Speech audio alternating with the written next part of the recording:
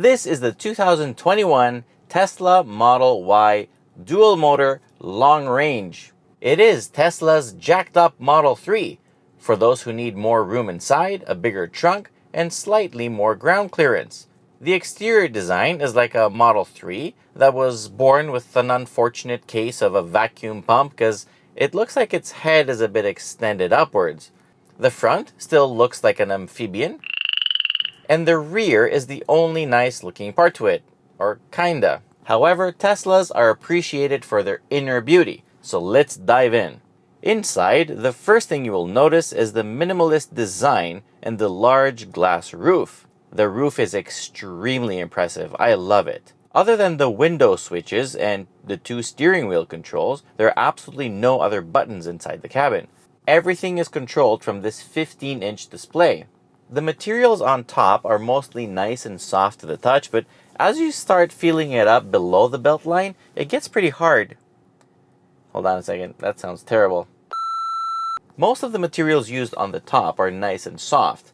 The ones below get a bit cheaper, a bit harder. Thankfully, fit and finish is not that bad. I mean, it's better than what it used to be. The seats are identical to the ones used in the Model 3, but because this is a crossover, they had to use taller seat mounts. And the result is lots of footroom in the back, and you can even store things under there. It's kind of like an airplane. Roominess up front is fantastic. I have ample space, no complaints. The seats are pretty good. They're not the best I've ever experienced, but they're pretty good. However, lots of people have complained that the headrests are tilted a bit forward. However, as you can see, it really doesn't bother me because I don't drive like that. So I'm like usually right here. I have a good distance from a headrest. So if anything, the seats are a bit narrow, so are the headrests. So in case of an accident, it kind of feels like your head can slide off of the headrest. So it doesn't really protect it, but man, what do I know? The driving position is really nice. It is a little bit higher up, but I guess that's the point in a crossover. No, visibility is all great until you try to look to the back, because that rear window, like what you see out of it, is absolute garbage. All seats in the house are heated, but you do need to ask the driver or passenger to control the rear ones, as there is no other way to do it. The trunk is large. There's no official volume announced when the seats are up. However, the maximum volume when you fold the seats is 2,158 liters, and the rear seats do fold in a 40-20-40 configuration. The trunk also has deep pockets on the sides and even more space under the floor. Also, let's not forget that this thing has a frunk. The frunk also fits some more stuff. The only problem with the frunk is that it's a 2-step process. First, you need to press the button to release it, then you have to go outside and access it. In terms of space, as you can see, this guy has half his household in here and still has space to spare. The rear windows don't open all the way down, but whatever. Now, before we drive it, let's check out some really cool things happening through the screen. So the screen is divided in 2 parts, left and right. On the left, you see your car and you see your surroundings. It acts as a blind spot monitor, so it paints the picture around you. So cars, trucks, stop signs, traffic lights, cones, arrows on the road. It recognizes everything. It's really cool. And when you stop at a traffic light and it turns green, it actually beeps. And it even shows you the graphic. The light turns, it goes from red to green. Really cool stuff.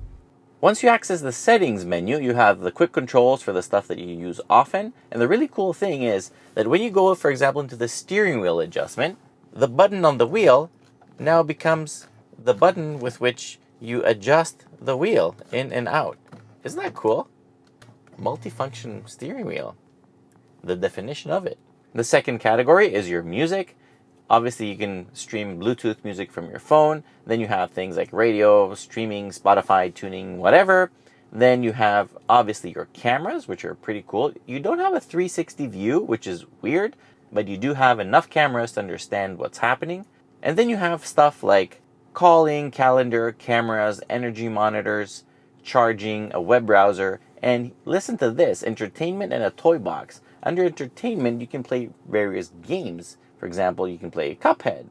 You can switch to theater mode, and then you have Netflix, YouTube, Twitch, Tesla tutorials. The really awesome thing that I discovered is that when you watch Netflix through the LTE of the car, you actually get the US content, even though we're in Canada. That's really freaking cool.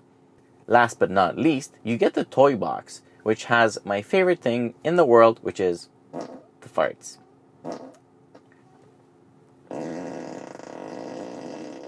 Oh man! My favorite feature is that you can press this button and then you can fart on the outside. So like when somebody's passing by the car, you can send them a fart. That's really hilarious. You have really awesome climate controls, so you can change the direction for which you want the actual air to come to you, and obviously temperatures and whatever, but you have 3 modes. So you can have the air conditioning running, so it keeps the car cool. You can do dog mode. So if you leave your pet in the car, it will set a nice comfortable temperature for the dog, and it will display a message on the screen that my owner will be back soon. So don't worry about the dog. Don't go ahead and smash any windows or call any cops. Everything is under control. The sound system is absolutely killer. It's a really good sound system. Has speakers all over the place. Love it. Nice, bassy, clear sound. Absolutely fantastic sound system. The last 3 things I want to mention is the Sentry mode. So the car can actually record from all the cameras around when it's parked. So if somebody tries to break in, you'll get the footage of it. Then you have the actual dash cam footage. So, the car is recording when you're driving. If something happens, you can program it. For example, if you honk the horn, then it will save the clip for you. The other really cool thing is obviously autopilot. Okay, this car has all the features enabled. So when you're on the highway, it literally drives for you, and it does it very well. It does auto lane change. And for example, if you want a lane change while somebody's next to you, the car will actually slow down and tuck in behind him and do it really well. I mean, Tesla is known for this autopilot stuff. Yes, they are the best to do it. Obviously, you still need to hold on to the steering wheel. It's not like fully autonomous driving, but it will be at some point. This car also has the summon that can also come and pick you up. It's pretty funny. I'm not testing that out because I don't trust it, but it is cool and it's there. Unfortunately, it doesn't have Apple CarPlay and Android Auto, but it does have a very nice dual wireless charging pad right here. Love it. The problem is, I didn't find any USB ports up here for like the front passengers. I mean, obviously we have the wireless charging pads, but there are 2 USB-C ports in the back for the rear passengers. All right, so enough tech. Let's talk about power. This long-range dual-motor Model Y has 2 EV motors, so obviously that's how it's all-wheel drive. Tesla doesn't really announce horsepower and torque figures, so that's why we have the butt dyno, and we're going to measure it right now. This is how much horsepower it has. So while my prehistoric performance measurement device is guessing 480 plus horsepower, it's actually more like 384 and 376 pound-feet of torque-ish. I mean, again, there's no official figures. Who are you going to trust for these numbers? I don't know. So don't take them at face value. They might not be accurate. What is accurate, though, is that performance is not exactly mind-blowing, but the response is. The moment you hammer the right pedal, off you go. What's very nice is that the power keeps coming. It doesn't run out of breath as you pick up speed. Once you pass the highest posted speed limits, it still keeps coming at the same rate. Top speed in this car is 217 kilometers an hour, so even on the Autobahn, it won't be holding up any traffic. 0 to 100 kilometers an hour is supposed to take 5 seconds. We measured it at 5.1, so good enough. The range is rated at 525 kilometers, although this one, with 100% battery in my driving, it's guesstimating at about 496, so just under 500. Not bad at all, especially knowing that the competition is still so far behind. Tesla also doesn't announce the official capacity of the battery, but with about 15% remaining, I did a full charge on my Flow Home X5 connected charger, and it showed about 65 kilowatt hours being pulled at the end. So it seems like the batteries are about 75 kilowatt hours. A full charge at 30 amps took about 10 hours at my house, although you can go to a Tesla supercharger and get an 80% charge in just 15 minutes. So we have to give that to Tesla that supercharging their network is the best. The car also comes with an adapter for a J1772 connector, so you can charge this anywhere, but only Teslas can use the Tesla network. Now onto the drive and handling, which is very good despite the 2-ton curb weight. The center of gravity is low, but weight is weight. The steering feels great, one pedal driving is awesome, and the brakes work really well with the 4-piston front calipers, stopping this car from 100 kilometers an hour in just 38 meters.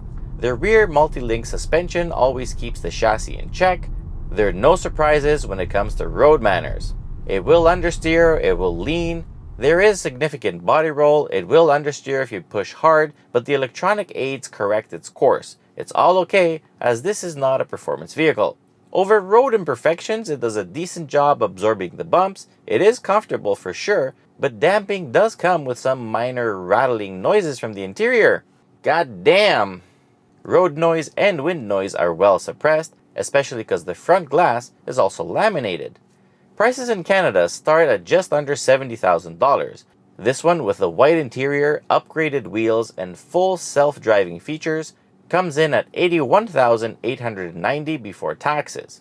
It doesn't really feel like an $82,000 car when stopped, but once you feel the performance, it takes it right up there. I mean, think about it. A BMW X3 M40i.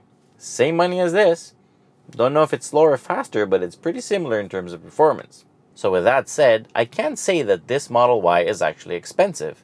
Overall score is 8.5 out of 10, and the best part about it is that it set the bar really high for the competition to follow. So before we go, I obviously owe you the verdict, the winner between the Mustang Mach-E and the Tesla Model Y. Here goes. The looks. I like the Mustang Mach-E more. The exterior design is superior. I like it much more than the Model Y. That's a clear winner for me, Mustang. Inside, also, the design. I mean, the Tesla might be very fancy, especially with the white interior, but the Mach-E is better built. It's more like a real car. It has no flaws. The Model Y had broken stuff already from brand new, so unacceptable for me. No thanks. Mustang wins again. But this is probably the point where the scale starts tipping the other way around, because when roominess and practicality is concerned, the Model Y, clear winner. Comfort, Model Y, clear winner.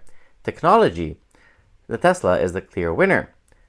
Range, the Tesla is the clear winner. Performance was close, but the Tesla Model Y was quicker, so it wins as well.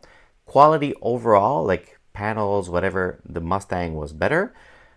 Handling-wise, both cars were pretty good. They're very different in attitude, but they're both not sports cars really, so they're both safe. I can't find a winner here. I like both the same, so no points awarded for handling. However, brakes, the Mustang was a little bit better. That brings us to a final score of 5-4. So it's been very close, but the Model Y is the winner. And the last cool thing about the Model Y is that if you want, you can option it as a 7-seater, which is pretty cool since it's not a very big car. So that's pretty much it with the Tesla Model Y. Please smash that subscribe button. We need those subscribers to do more cool stuff. Most importantly, till next time, be well, take care, and see you soon. Perfect.